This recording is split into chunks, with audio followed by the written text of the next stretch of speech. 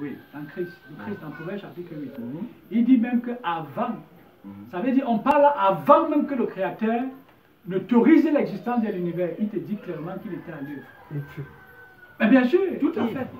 La parole est à l'œuvre. Il dit bien qu'avant qu'il n'impose même des limitations par rapport au fonctionnement de l'univers, lui dit qu'il était à l'œuvre auprès du Père. Ça, je comprends. Mais je dis bien que ce Créateur en lui-même, qui est appelé à se procréer, il n'a pas de commencement, il n'a pas de fin. Moi, je pense que c'est ce qu'on peut retenir par rapport à ce pan-là. Il n'a pas de commencement, il n'a pas de fin. Maintenant, par rapport à ce que tu as souligné, pourquoi est-ce qu'on est toujours en train de forcer à devenir conforme au Créateur? Mais c'est simplement parce qu'on ne vient pas du Créateur. Ce n'est pas lui qui nous a engendrés.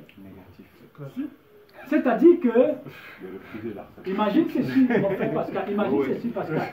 Non, le problème c'est que tu l'acceptes ou que tu ne l'acceptes pas, moi je sais que tu es quelqu'un d'intelligent, tu vas finir par comprendre. Regarde bien que, quand tu rentres, parce que ce sont les images qui m'édifient beaucoup, qui m'instruisent. Tu vois comment le Père parle au travers de tout. Quand vous voyez l'enfant, nous avons tous ces petits-enfants.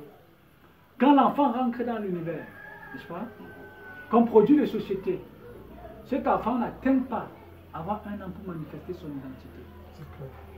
Vous comprenez? Cet enfant n'attend pas à avoir même un mois pour commencer à manifester. Il la manifeste naturellement. Il ne force pas pour manifester cette identité. Pourquoi? Parce qu'il est tiré de l'univers. Et au fur et à mesure que l'enfant va se développer comme produit de société, vous voyez comment naturellement cette identité se manifeste avec force et puissance. Animosité, colère, rivalité, le reste. Là, c'est ce que j'ai jusqu'au bout. Jalousie et le reste. Je ne sais pas si tu vois. C'est-à-dire qu'il ne force pas. Et il ne peut même ne pas manifester cette identité. C'est la raison pour laquelle, bien même quand tu vas lui donner des repères venant du Créateur, à moins que la compréhension n'émerge là, il va toujours manifester cette identité. L'univers est-il plus puissant que le Créateur? C'est pour dire quoi?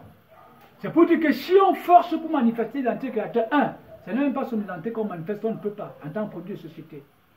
Et la compréhension donc qui vient du Créateur, quand elle émerge, elle n'a pas de la peine à manifester l'identité du Créateur, à marcher dans les voies du Créateur. Quand on revient donc sur cette compréhension, sur la forme personnifiée, c'est ce que tu appelles le Christ. Même quand tu vas dans les égories, il a forcé pour manifester l'identité du Père. Mais pourtant on dit qu'il est quoi? Même les religieux disent qu'il est quoi? Il est l'homme, le modèle de l'homme.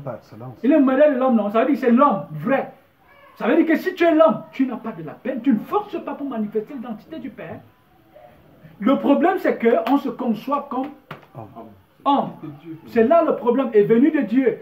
Et comme on vient donc de Dieu, Dieu nous a fait à son image, on a manifesté son identité. Mais on se rend compte que nous sommes incapables. Or, étant donc produit de société, même cette identité du Créateur ne renvoie pas à lui, ça renvoie à la morale.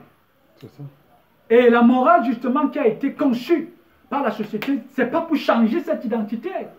La morale a été conçue par ceux qui dirigent le monde juste pour contrôler cette identité.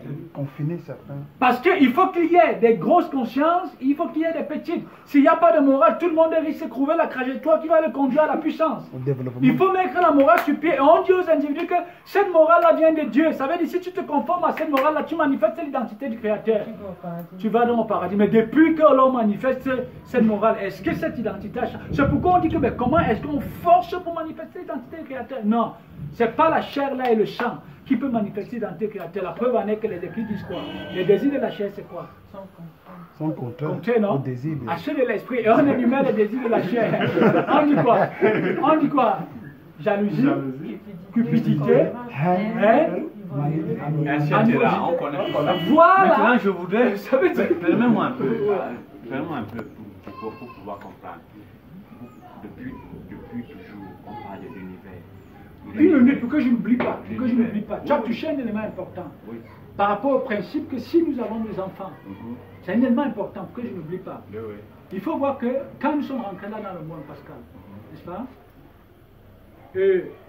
Quand tu as un enfant à la maison, tel que tu es là, comme produit de société, ton identité, est-ce qu'au départ, tu te sers, c'est-à-dire des livres pour la construire dans l'enfant? Non. Ça veut dire que le regard que toi tu es, tu le communiques à l'enfant de manière naturelle par ton fonctionnement.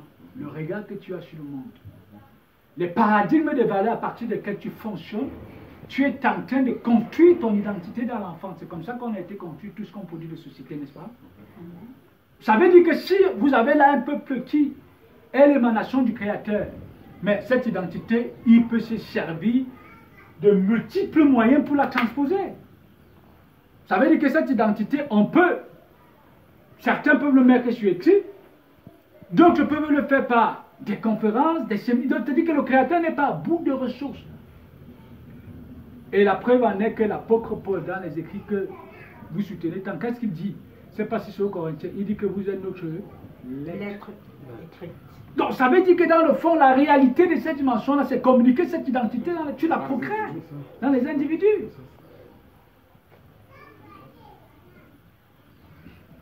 Et que je sais l'univers. Je veux comprendre. Depuis que vous dites l'univers, n'a rien à voir avec la définition de l'univers.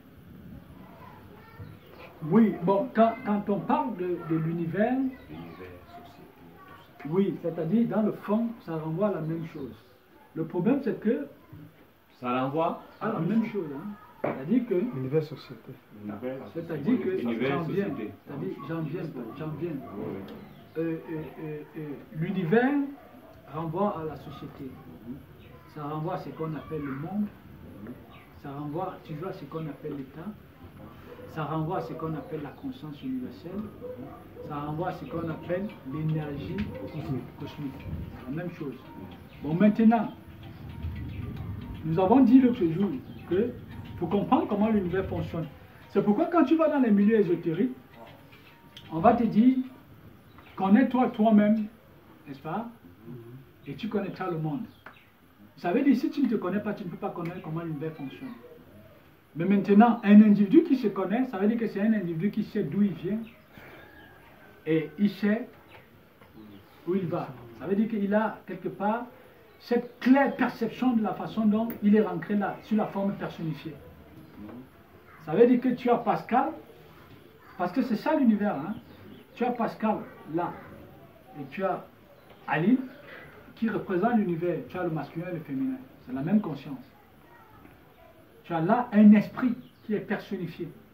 Et tout à l'heure, je t'ai bien dit que Pascal et Aline peuvent exister sans que la forme là ne soit personnifiée. C'est pourquoi de manière symbolique, c'est que ce sont les trucs qui sont devant nos yeux, mais quand on est aveugle, on ne comprend pas.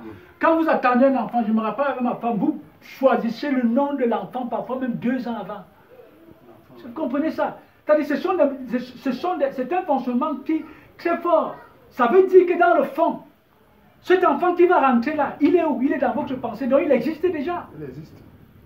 Je suis d'accord avec ça. Voilà, donc c'est pour dire donc que Je suis très d'accord. ce que vous êtes comme compréhension qui se personnifie, ou alors qui se constitue en masse, la masse là peut ne pas exister, mais la compréhension existe. Ça veut dire que l'univers, sa substance, on peut dire, de base, c'est l'énergie. Donc l'esprit, je ne sais pas si tu vois. Et c'est cet esprit donc, comme nous disons bien, qui se constitue en masse. Il y a une information, on vous dit, je sais que Thierry, je sais qu'il y a cette information, vous voyez, quand vous arrivez parfois au lycée en première, on vous dit, il y a la théorie d'Alfred Wegener, la théorie de la tectonique des plaques. On vous dit, au départ, la Terre, elle était unique, un bloc, et on appelait ça quoi, la Pangée. Parce que vous voyez, et ils vous mettent en évidence, ils vous décrivent des phénomènes qui ont provoqué la dislocation des plans. Dans le fond, ils sont là au niveau des images, mais comme ils savent qu'ils ont fait au mouton, ils savent qu'ils ne vont pas comprendre. Ça veut dire que la pensée qui est la terre, ça renvoie à la pensée. La pensée universelle. Ça veut dire que tu as une énergie, mais tu as cette énergie qui va s'éclater et qui va prendre des formes multiples. Ça veut dire qu'il va devenir les continents, qui va devenir les villes, qui va devenir les humains, qui va devenir les maisons, les voitures et le reste. Et c'est justement la raison pour laquelle, quand on parle donc de l'État, pourquoi l'État considère tout comme sa propriété? Parce que tu as l'État justement qui est cette pensée et qui s'est organisé Parce que devant atteindre ses objectifs, et quand elle s'organise, elle va mettre quoi sur pied? L'institution. N'est-ce pas? Et cette institution qui est composée des humains, qui eux-mêmes dans le fond viennent de l'État, c'est-à-dire émanent de l'État. Ça veut dire que tu as un esprit qui prend des formes multiples. Et chacune de ces formes s'est constituée en masse. Je vais prendre un autre exemple pour que tu comprennes. Tu peux avoir un ingénieur qui est doté de facultés très avancées comme conscience cosmique, n'est-ce pas? Ça veut dire qu'il est capable, ce qu'il est comme pensée, capable de procréer le téléphone. Oui, bien sûr. N'est-ce pas? Ça veut dire que tu as là un esprit qui se multiplie et se constitue en masse. Ce qu'il est comme pensée capable de procréer l'ordinateur. Ce qu'il est comme pensée capable de procréer la voiture, la maison et le reste. Tu as donc là la même pensée qui peut prendre toutes ces formes. C'est la raison pour laquelle les caractéristiques multiples renseignent justement sur les multicités des formes de cette conscience. D'accord.